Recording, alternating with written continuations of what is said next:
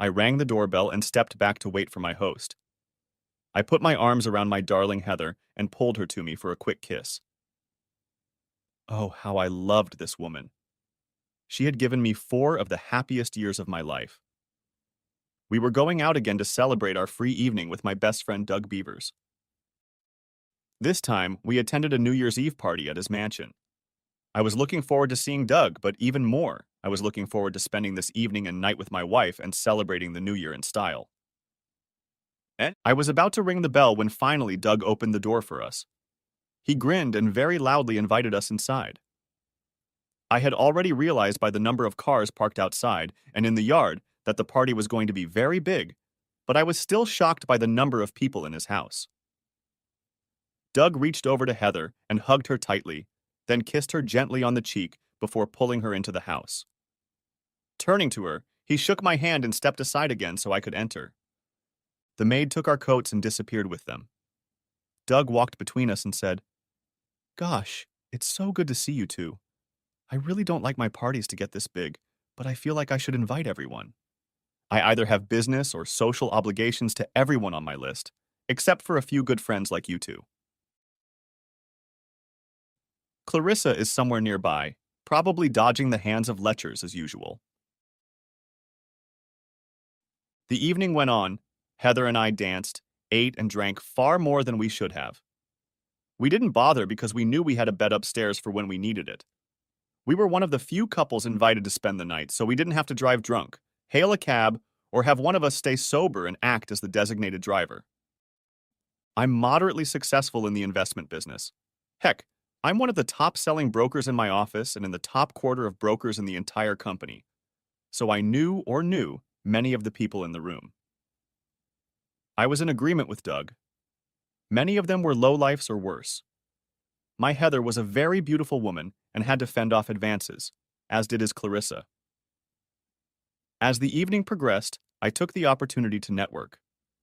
I said hello to current clients and made an offer to some of the people in the room, trying to attract new clients.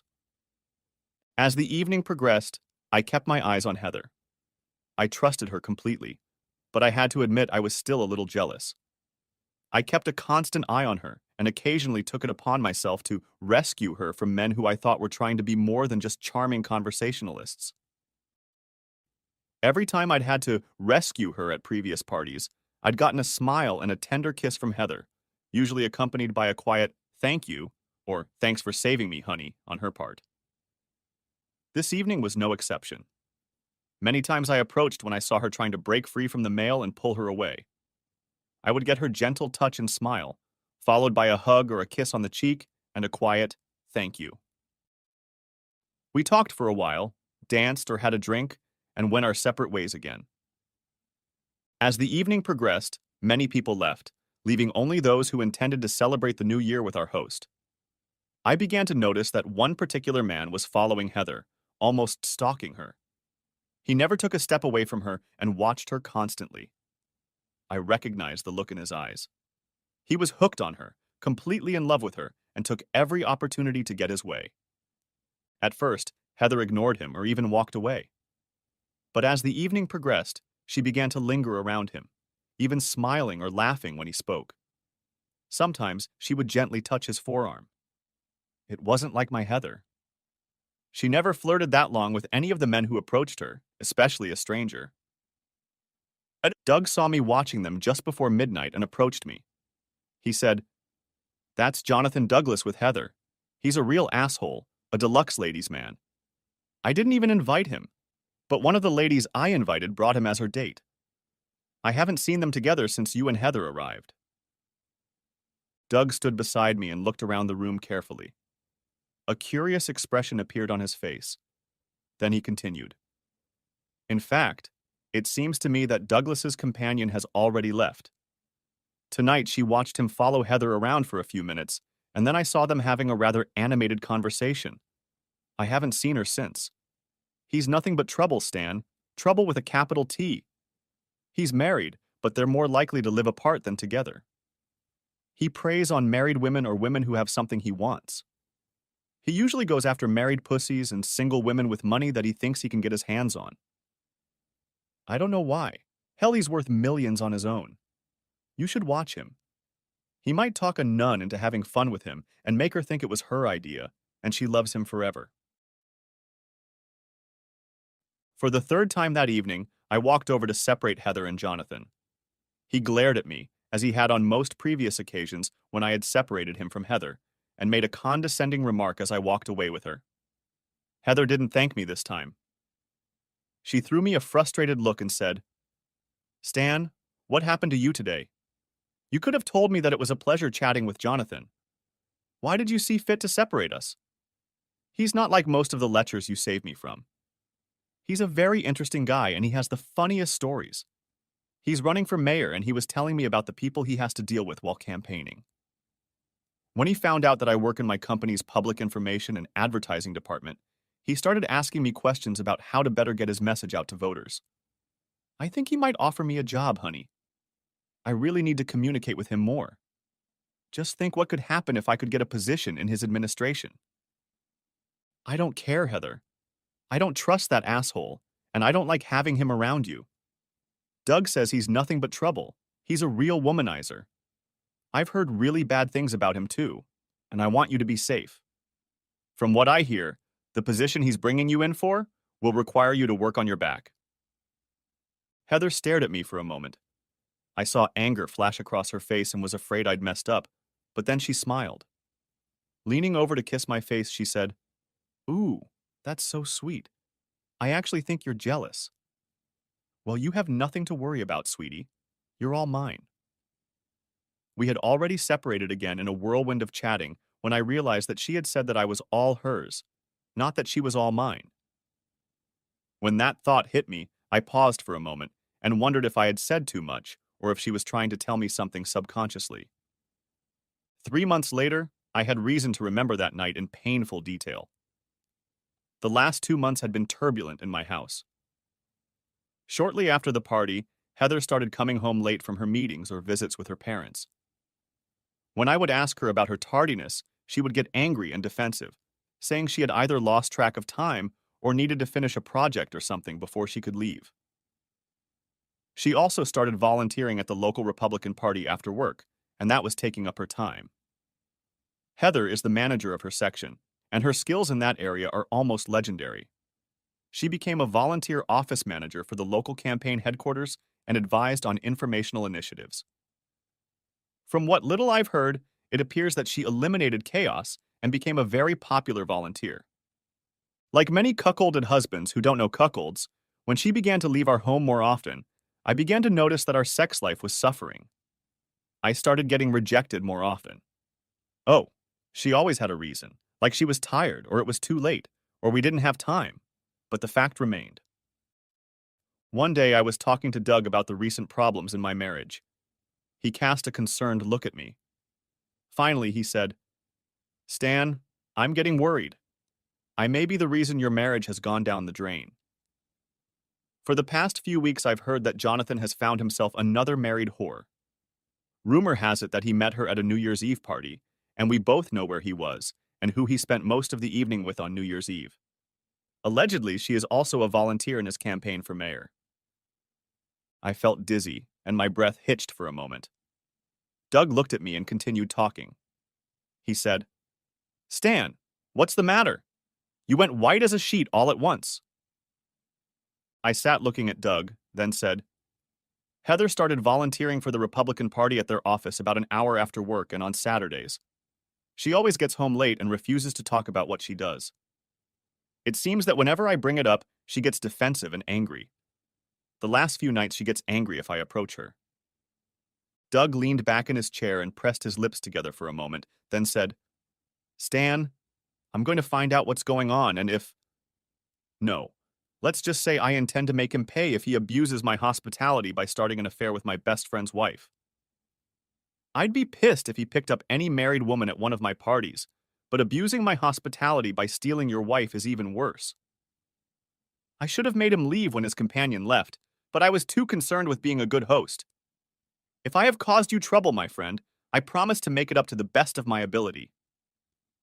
I suppose I should tell you a little more about Doug. He's my best friend. I'd trust him with my life. Hell, I'd trust him to room with my wife. He would never do anything to hurt me. We were closer than brothers. Doug is smart, probably much smarter than anyone I've ever met. We were both in the same class in high school. He was valedictorian, and I was barely in the top 10 in our class of 223. He took 1 year of college and decided it was a waste of time.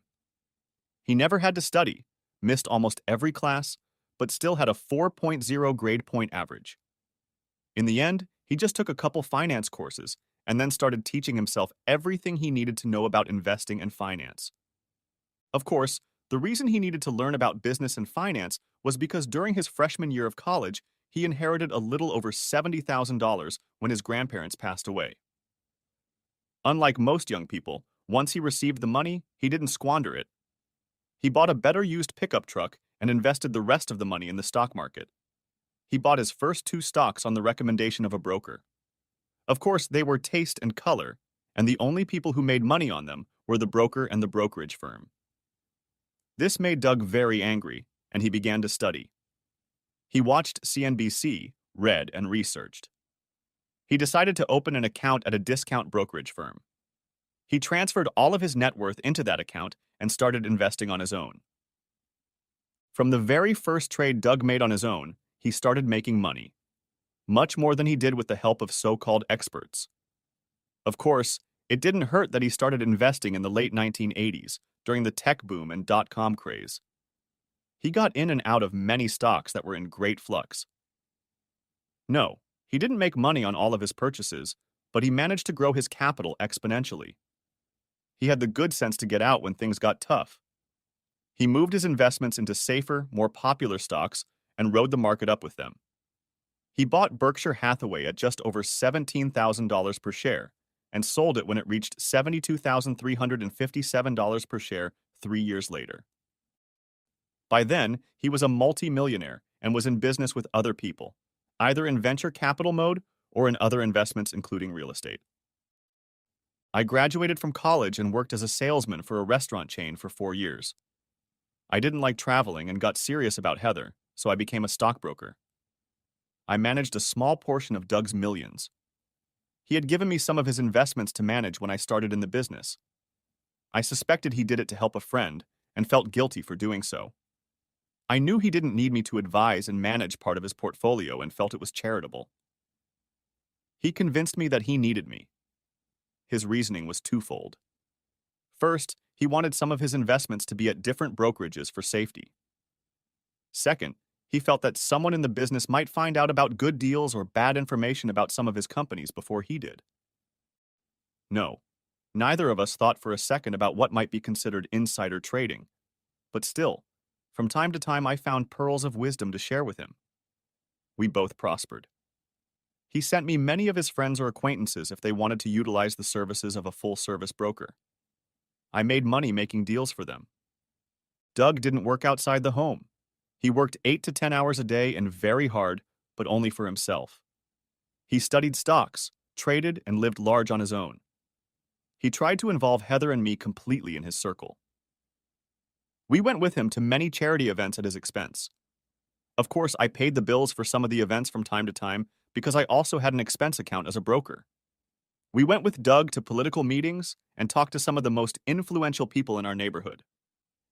I think we attended every party Doug threw at his house.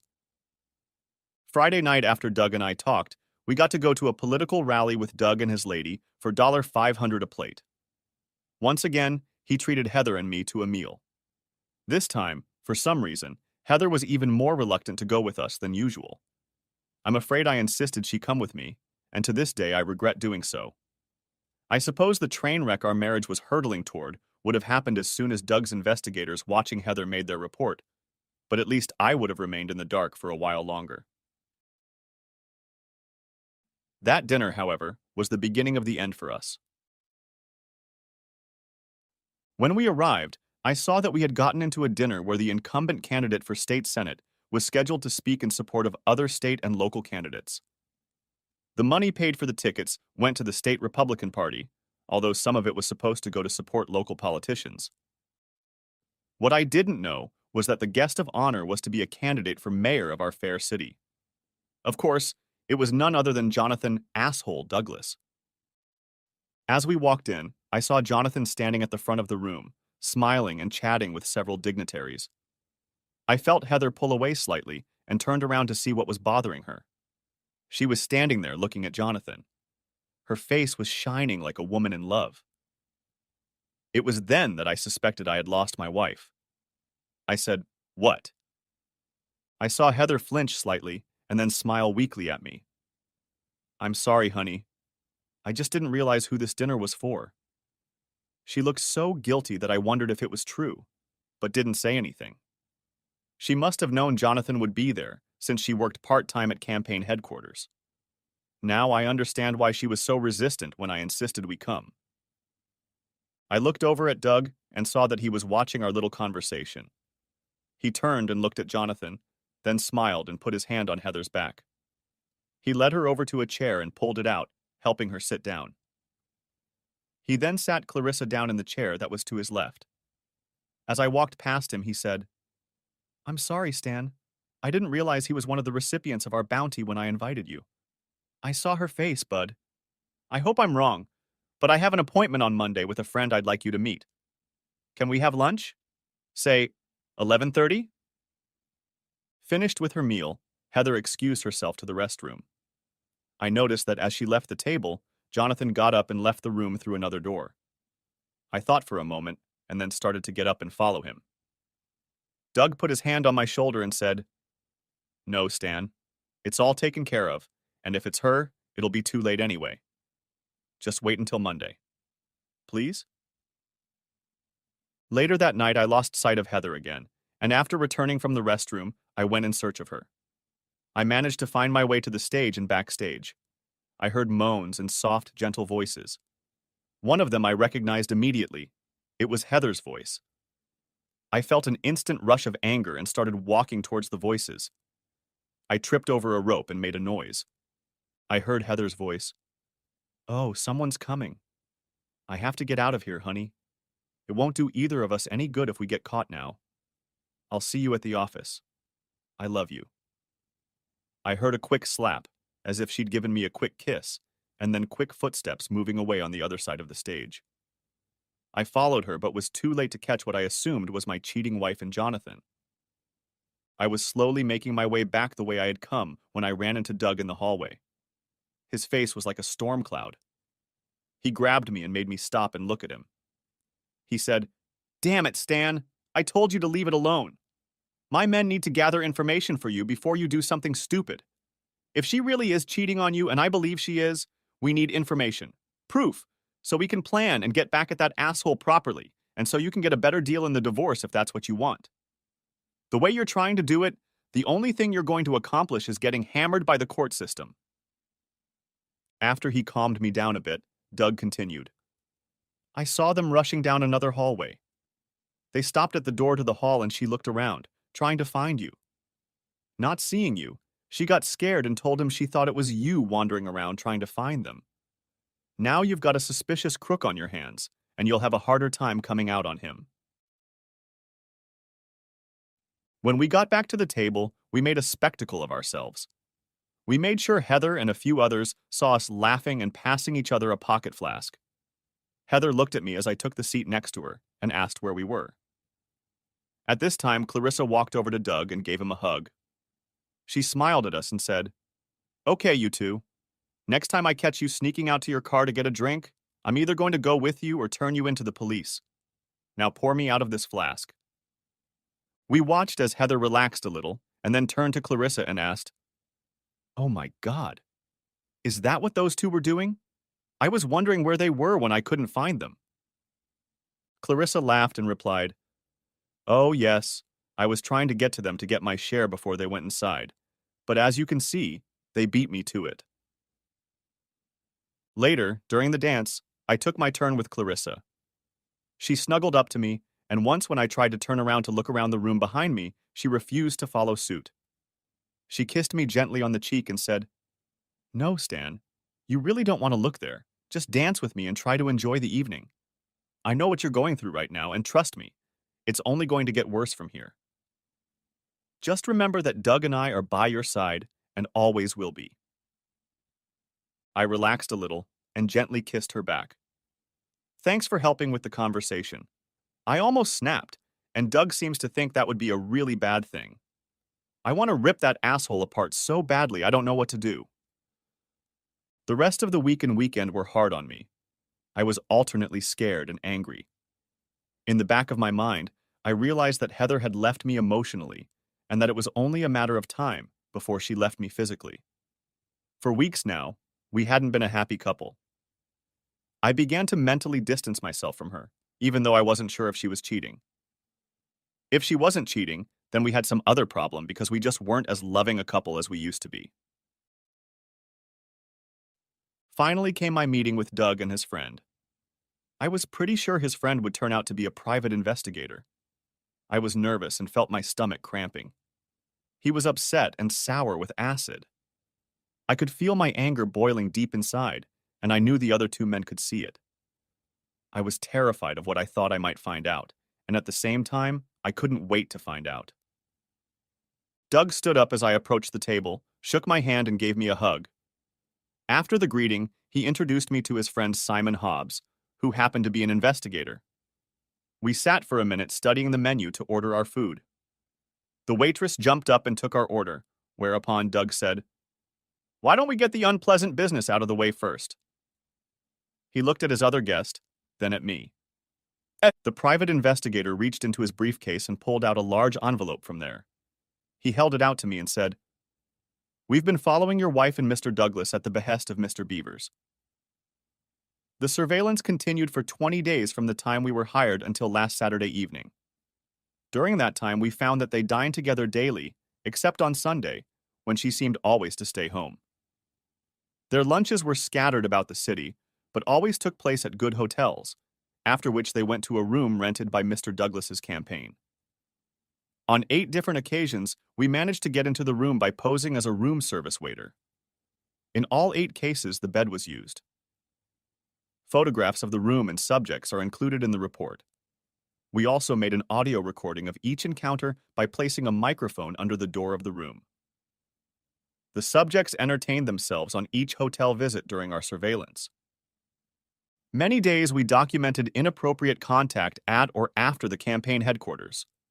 We have photos of subjects doing this 3 times at the campaign headquarters, and once when they attended a party at a local bar with friends and supporters of Mr. Douglas. Perhaps the best, or at least the most damaging thing we came across was when Mr. Douglas used your wife to get the support of the Municipal Employees Union. They met with Union President Stephen Negrano at the Gentlemen's Club. He seemed to be very attracted to your wife. We have photos of her sitting on his lap. My operative was able to get close enough to record the conversation. Listen to this portion of the recording, and then we'll continue. Simon placed a small laptop on the table and began playing the snippet from the DVD. He said, "You will receive a copy of this DVD in your report, but I wanted to discuss this incident with you before we cut our meeting short. My operative was very excited about this information, and I think your attorney will be as well." Doug and I leaned forward and watched and listened to the ensuing segment. During the session, Heather was sitting between Jonathan and Stephen. Both men leaned over her to talk, and Jonathan's hands were wandering. We could hear Heather asking him to stop, but he told her, "Now, Heather, I feel, and you know how much you like what we're doing. Just relax and go with the flow. It's not like there isn't something like that going on in this club." When he stopped talking, Jonathan leaned over to Heather and kissed her. Stephen looked at Jonathan and said, "Jonathan, I think you know what you need to do to get the union's approval. I want to spend the weekend with this lady. If I get that, I'll be sure the union will support your candidacy." Heather tensed and tried to rise, hissing, "No, that will never happen. Now let me go." Stephen only looked at Jonathan and raised his eyebrows. Jonathan swallowed and leaned over to Heather. He said, "Honey, we really need that approval. Please just go with it and help me with this. It will help secure our future, and besides, it's not like you've never made love before. Just tell your asshole husband you have a meeting this weekend." In the video, Heather looked shocked and resisted for a moment longer, and then we saw her relax. We saw her cheating. About this time, the club manager approached the table. He looked at Heather, then at the men on either side of her. He looked nervous and stuttered as he spoke. Please, Mr. Negrano, there's a lot I haven't done for you, but I've been informed that you and the boys have become too conspicuous. Lieutenant Jones told me that the chief has asked some of his detectives to come to the club and try to stop displays like you and the lady. If they catch us doing stuff like that, they'll lock me up. Could you take this to one of the back rooms or the hotel? Please, sir? This business is all I do for a living. Stephen laughed and looked at one of the large men on the other side of the table. He said, Hey, Ralph, would you toss Joe a couple thousand for his trouble? Me and the little lady are going to the Doubletree for the weekend. Organize it for me, will you? Organize it like a union leadership meeting like we usually do. I felt myself getting even more upset and started to rise. I growled, That lying bitch? She wasn't here last weekend. She called me Friday night and told me she had been assigned an urgent damage repair project for her employer and was flying out to San Francisco. Doug and Simon grabbed me and pulled me back to my seat. Simon said, Please hold on, sir. I want to fast forward and show you one more clip, and then we'll let you read the report yourself. We have some ideas about this that I wanted to talk to you about, but I thought you might want to watch the DVD before we discuss them. Now my operatives stopped filming at the club and called for backup. My operatives managed to get ahead of Stanley and made their way to the Doubletree Hotel. After the thugs checked him into the hotel, he and Heather went to the bar for a few drinks. My operatives followed the thugs to the suite in the hotel uniforms we had purchased. When they opened the door, my men followed them. After the thugs finished checking out the suite, my men began arranging pillows, flowers, and other decorations.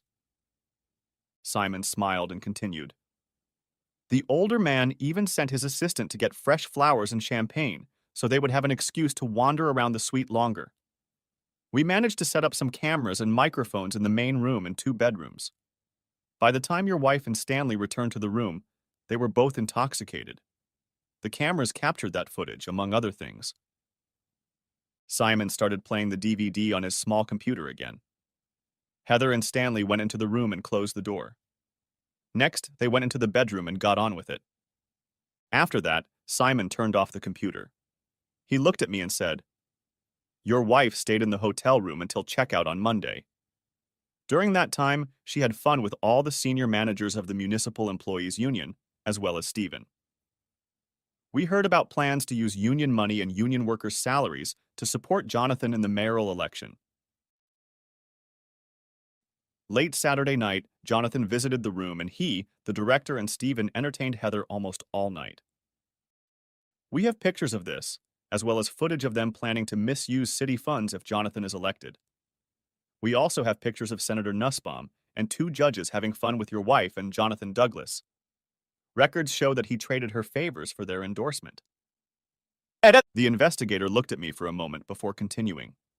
He said, During your attempt to catch your wife and Mr. Douglas at the election dinner, they were about to do it on stage. He was just starting to do it when she heard you and made him stop. That's when they ran away from you. We have pictures of what happened there. It would have been better if you hadn't intervened. Pictures of the action in that place would have been very damaging. We were going to shoot with the crowd in the background. At least you didn't get caught and make a scene that would have further damaged your efforts to end things on a favorable note for you. We have provided you with a copy of the entire case, sir, and will provide it to your attorney if you wish. Our investigation fees will cover any testimony in court if required. However, I would recommend continued surveillance for possible criminal prosecution.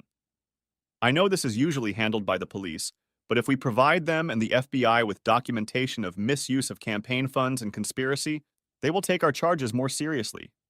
Besides, if you file for divorce and your wife ends up in jail, you'll get a better settlement.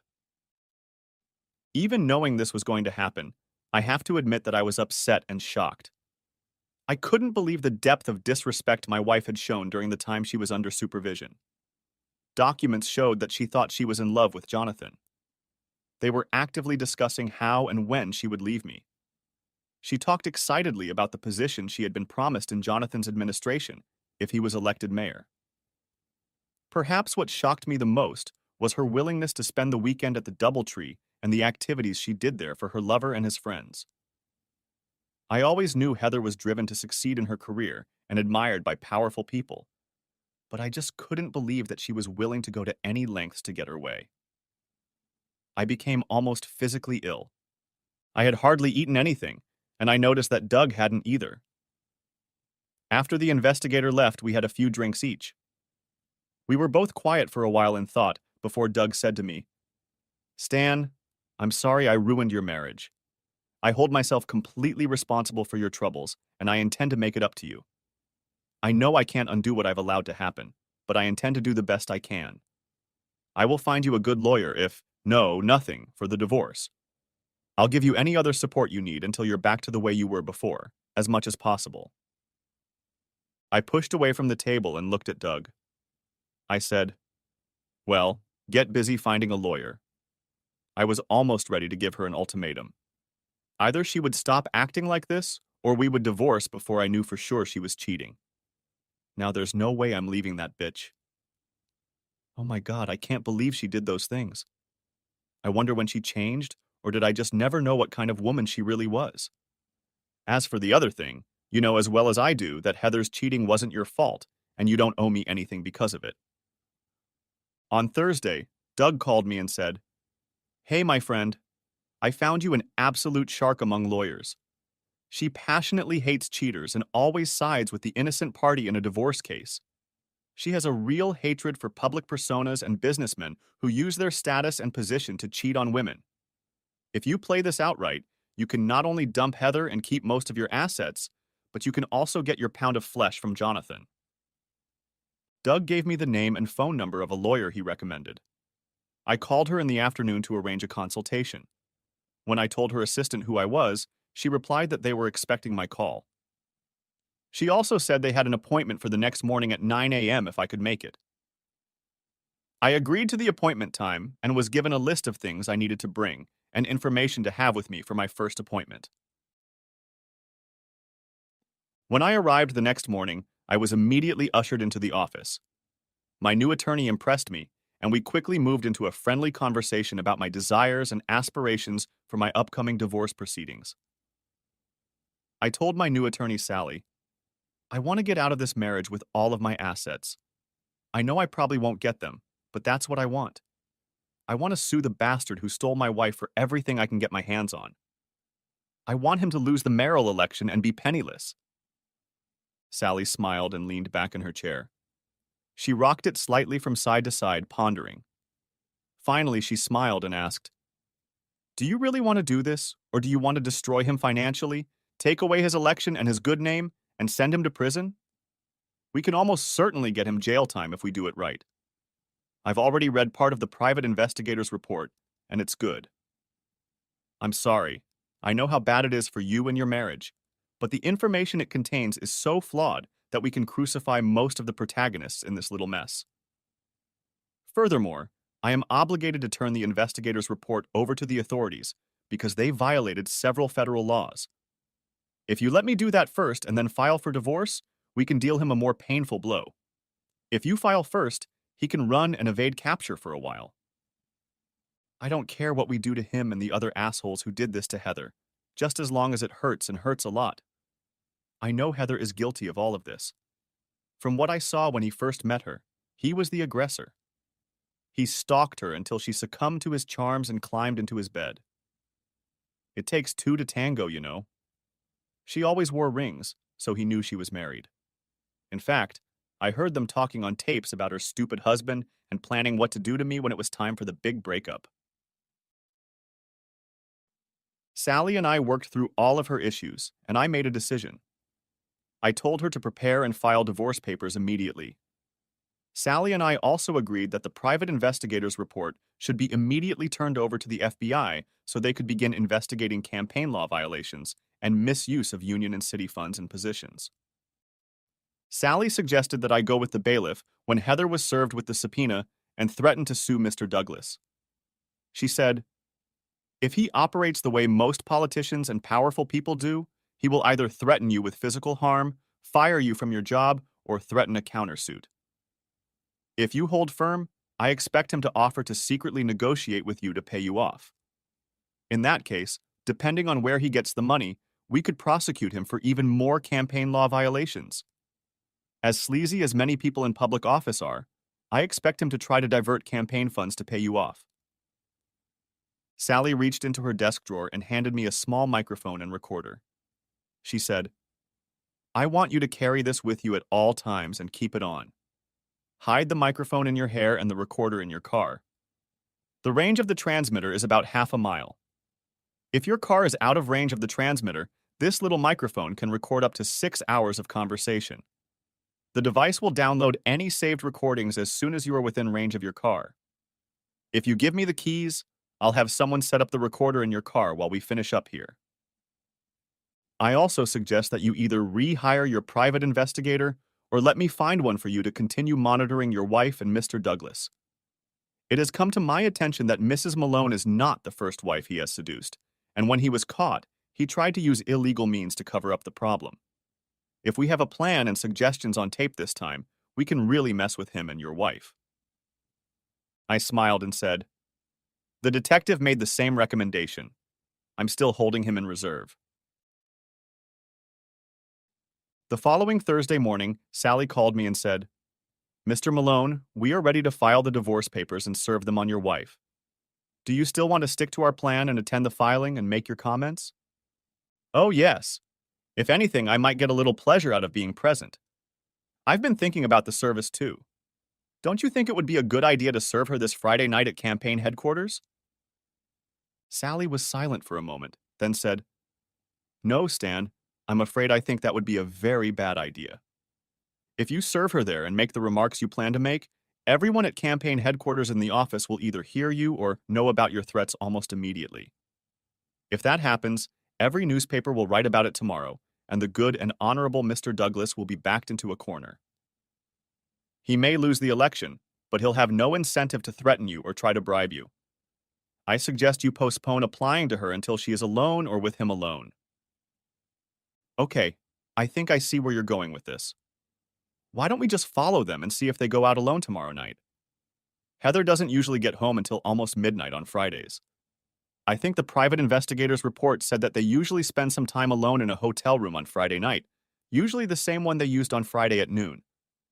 Can we just serve them a summons in their room and possibly catch them in the act? Sally agreed to have the bailiff, and I interrupt their rendezvous in the hotel room Friday night. When I entered my office, there were 2 men in suits waiting for me. They introduced themselves and said they wanted to discuss how I would handle some funds for their widowed mother. I smiled and invited them into my office.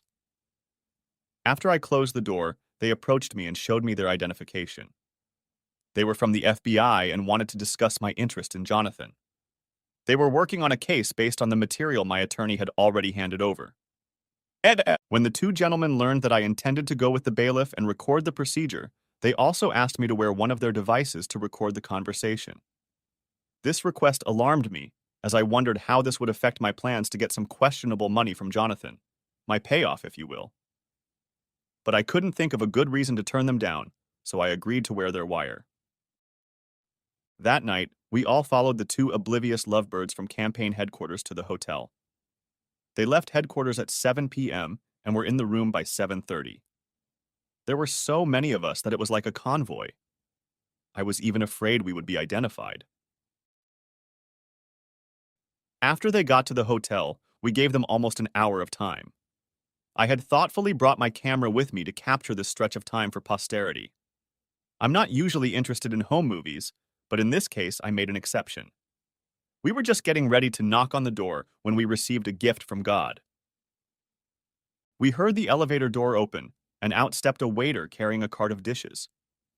He walked up to the room and looked at us with a questioning expression on his face. I smiled and pointed to the door and then said, Come in, be our guests. We didn't realize we were interrupting Mr. Douglas's dinner. We'll be right back.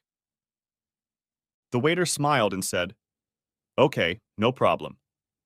He knocked on the door, and when the asshole asked who it was, he said, Room service.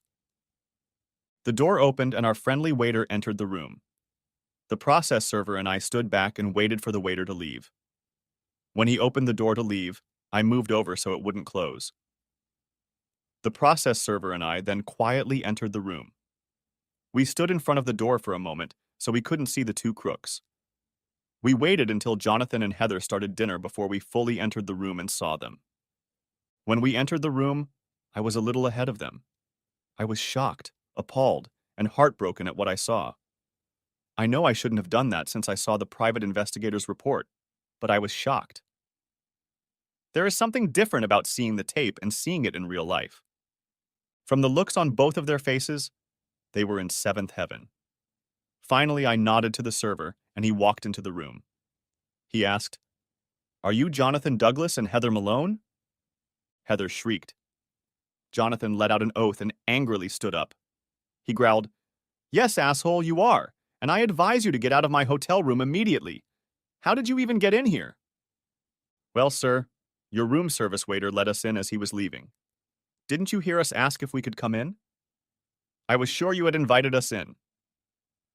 The server walked further into the room and handed Heather the divorce papers. He said, "You have been served." I walked further into the room and Heather finally saw me. She said, "Stan, damn you. What are you doing here and what is this divorce? If you don't call off this madness, you'll have nothing, I'll have everything." "No, Heather, you won't do any of that. In fact, if you know what's good for you, you'll just sign the papers and accept the agreement I've offered. When I'm done with you, I'm going to get my pound of flesh from this lover. I'm going to sue him and his campaign for mental abuse and alienation of affection. I'm lucky we live in one of the states that still allows such lawsuits. Of course, as a bonus, this could affect the election. Roughly speaking, you've been screwed, and now you're going to get screwed big time." Heather didn't even try to go home that night. In fact, I didn't see or hear from her until the following Wednesday when she called me at work. She didn't even try to apologize or make small talk. When I picked up the phone, she started talking.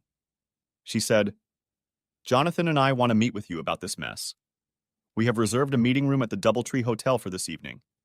We want to get this mess over with so we can move on. We look forward to seeing you at 7. I received no response.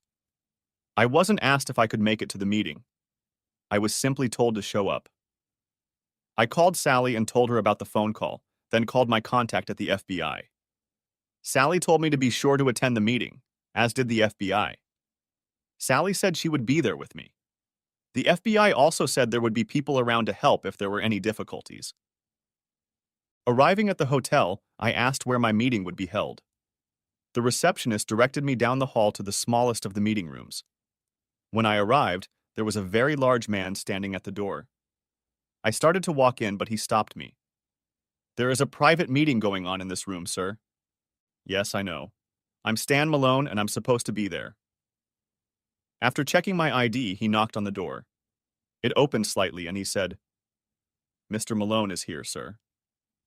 I didn't hear what was said, but the door closed. The guard turned to me and said, "I must search you, sir. Would you mind turning your pockets out into the tray?" After I turned my pockets out, they started searching me. I started to get angry and demanded an explanation as to why I was being searched.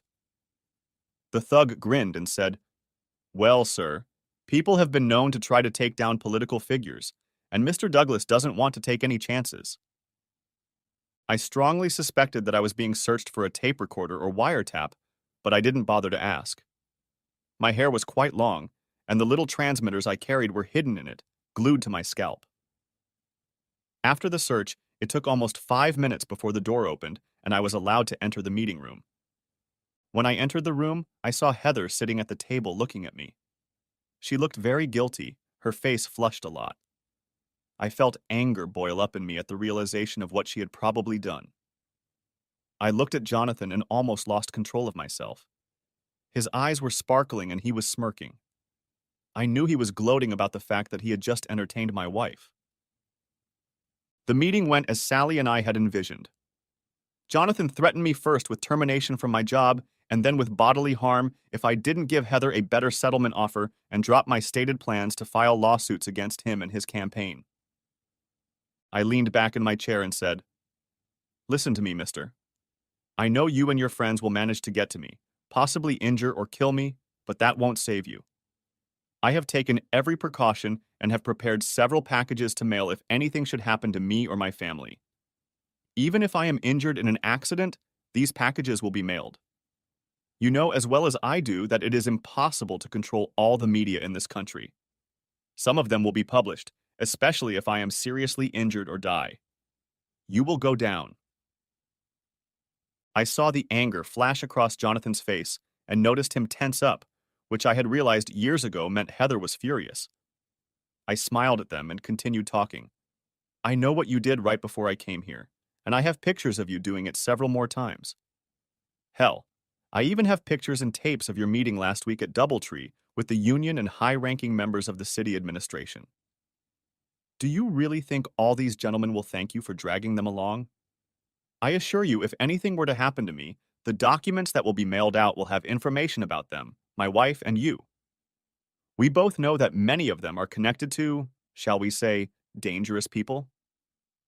Heather stared daggers at me, and Jonathan looked a little ill at ease, I thought.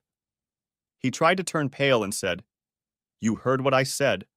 Drop your threats and do things quietly or else. Now get your ass out of here. I've had my say." I smiled and stood up. I looked Jonathan in the eye until he started to get worried. I could see that all he could do was keep looking at me.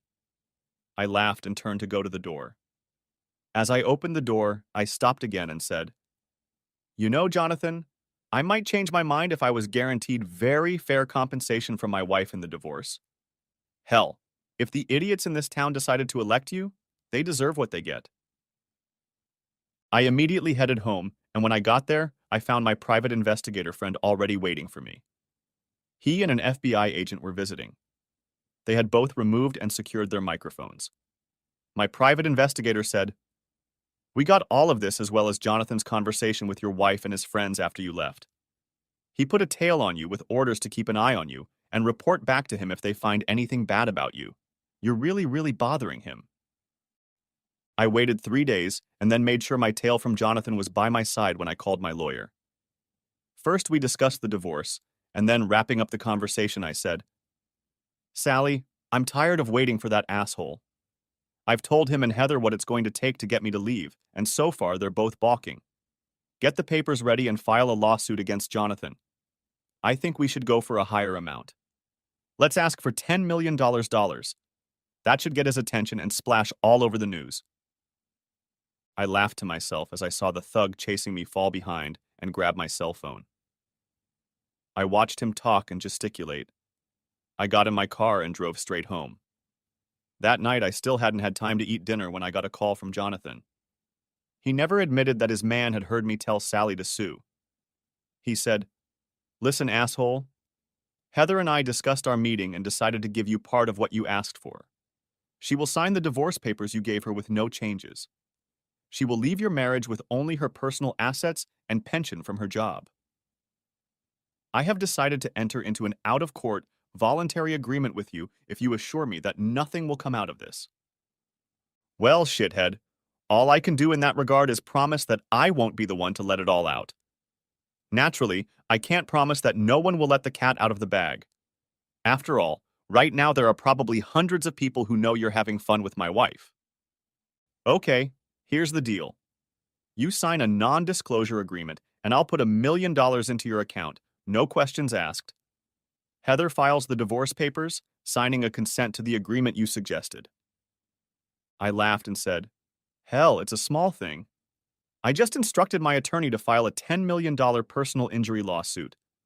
I know I probably won't get it, but you should make well over $1 million before I drop the suit. Hell, I can make over $1 million on the book and movie rights if I sell this story." Okay. I guess I could make a little more, but not much more. How about $1.7 million? I think I can squeeze the most out of it, and no one will say too much. I'll figure out a way to show it was spent on the campaign. But that's my best offer. Okay, but we need to move on. I'm not telling my lawyer to stop working until I see the money in my bank account. Here are the numbers for the secret account in the Cayman Islands. I didn't tell him I'd opened the account in his name and used his mailing address. I hoped federal investigators would discover this and follow the trail of money from his campaign to the bank. Of course, I planned to wire the money the day it arrived, so it couldn't be returned. Later that evening, I heard my doorbell ring. When I walked over, I saw the same man who had guarded the door during my meeting with Jonathan and Heather. He looked at me and held out a clipboard with a one-page legal document on it. He said, "Mr. Douglas asked me to bring this for you to sign." I read the document, then looked up at him. I said, "It looks fine to me, but before I sign it, I have to discuss it with my lawyer." "Well, I shouldn't leave without it." I sighed and closed the door in his face.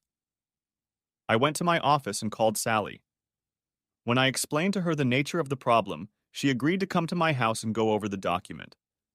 It took her almost an hour to get there, but after reading the document, she smiled and told me to sign it.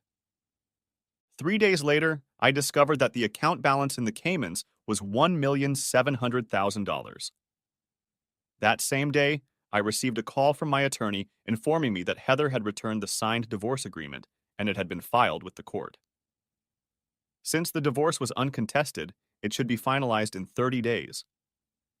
I had already transferred the money from my account in the Caymans in case this asshole tried to get it back. I moved it twice around the world and then deposited it in another account in another Cayman bank under another assumed name. I continued to work through these difficult times, but my production was suffering. My commissions were almost half what they normally are, and not just because of the bad economy. Many times, one of my coworkers would fill in for me and take a commission on the sales and purchases my clients made. After my divorce was finalized, I was still reeling. I was making more and more mistakes at work, and it was costing me dearly. If I bought or sold the wrong thing for a client, I had to correct the situation. I was tired of constantly looking over my shoulder to make sure there was no accident in my path. I was afraid that at some point Jonathan and his friends would decide to take a chance and hurt me for what I had done to him. I was especially worried about retaliation when the feds finally took action against all the players. And I was sitting at home one night wondering how my life could have gone to hell so quickly when the doorbell rang. It was already 9 o'clock at night. When I opened the door, I saw Heather standing there. She was crying and had a big red blotch on her face. I realized that she was going to have one hell of a bruise by morning. She looked at me, then lowered her gaze to the floor. She said, "Stan, please, can I talk to you?" I almost told her no and slammed the door in her face, but then I decided to see what could have motivated her to come to me to talk. I stepped back and invited her inside. Without saying a word, I simply led her back into the room and sat down in a chair. The security cameras were still running, and I wanted to talk where the image would be better. I guided her over to the couch so the cameras would be more comfortable filming her. Heather sat there looking at me, crying silently. Finally, she said, "Stan, I know it's too late, but I finally—" Heather took a deep breath and continued, "I want to apologize to you for what I did to us. I knew better, but somehow that bastard broke through my defenses. You know how much I love to flirt and how much I want to succeed. Somehow he knew which of my buttons to push, and I fell madly in love with him. It was like he was a perfect match for me, and I just couldn't say no to him. I was so caught up in the high-profile job he promised me after the election if I helped him that I lost sight of us." Heather was crying loudly now. She looked at me and said, "Do you know how mad I got at you on New Year's Eve when you tried to break us up? Oh, Stan, you were already too late the last time you pulled me away from Jonathan. We just got back to the room from one of Doug's bedrooms. That bastard talked me into having fun with him a little less than 3 hours after I met him. I'm so sorry. It only took 3 weeks of running around behind your back before I was convinced I had to be completely in his camp. He promised to divorce his wife and marry me after the election. He told me he couldn't file for divorce sooner because it might cost him the election. I fell in love with the idea of being married to a mayor and later perhaps a senator or governor. After the trouble you caused, I began to feel like Jonathan was distancing himself from me. This evening at the office, I caught him in the storage room with one of the young female students who were volunteering. You were right as always, Stan. He was filling her head with the same nonsense he did to me. He promised to leave his wife and marry her as soon as the election was over. I confronted them, and he laughed at me. He asked me what made me think he would marry an old, shabby whore like me, especially one who cheated on her husband. He said that if I was nice to him, he would keep me around, and I could live happily ever after as his social secretary. He laughed at me and said I could entertain some of his more important clients like I had done in the past. His new whore laughed at me and I slapped him. Then he slapped me. Stan, I know it's too late for us, but I want you to know that I finally get it, and I want to apologize for what I did to us. To you, really. Stan, if you could find it in your heart to forgive me, I would love to be together again. I knew I had a good man, but there was something about Jonathan that I couldn't resist. I got so excited at the thought of possibly living the big life with him that I lost all reason. Heather stared at me for another moment. I watched silent tears flow down her cheeks. Finally, she smiled hesitantly, stood up, and walked over to my chair. Leaning forward, Heather kissed me gently on the cheek and then ran out of the room and out of the house. I sat in shock for another moment before I walked to the door and watched her car drive away. I sighed and thought, how I wished she'd come to her senses before spreading her legs in front of that asshole and his union and government supporters. I turned and walked back into the den. After a few days, I couldn't take it anymore. I needed to get away from all the memories and pain. I put my house on the market and hired a real estate agent to find me another one without those memories. I hired a crew to assemble the furniture and send it to storage. I hired another crew to clean the house and another to take care of the yard. From time to time, I contacted Doug or Sally. They said the feds were keeping the investigation under wraps in case the police turned out to be corrupt as well. It was agreed not to mention my name in the investigation and not to use the information given to Sally unless absolutely necessary. Sally told me that the feds had found enough evidence of corruption and were willing to honor that agreement.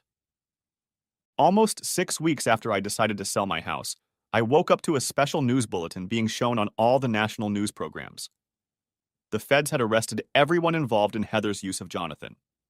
They were indicted on numerous charges, including misuse of funds, corruption, malfeasance in office, campaign violations, and racketeering, among others. Jonathan was arrested for misuse of campaign funds, improper acceptance of donations in excess of what is allowed by law, and selling the rights to appointive positions in his presumed future administration. Unfortunately, or maybe fortunately, Heather was also arrested for some violations. I called Sally as soon as her office opened that morning to see if she could shed any light on the subject. All she knew at that point was that the information had been leaked by someone other than me, so it looked like Jonathan and his payoff would be clear to me. Of course, he couldn't get the money back, but if he sued me over the non-disclosure agreement, it's possible, even likely, that I would have won, because the FBI and the news service attributed to 2 campaign staffers the tips that started the investigation. I hope I wasn't suspected of denouncing union officials. I didn't need a visit from unreliable characters in the middle of the night. I smiled to myself, remembering how I tried to discreetly slip incriminating notes and documents into the piles of papers some of the workers were handling. I had done this many times when I was supposedly in the office looking for Heather. Finished talking to Sally, I leaned back in my chair and smiled. I had gotten my revenge on Jonathan and freed myself from the cheating whore at no cost other than attorney fees. In addition, Jonathan's generosity had made my life $1.7 million better. I was now able to find a decent woman to marry and start a family. The end. Thanks for watching, I hope you enjoyed it. So subscribe to my channel and watch the next video.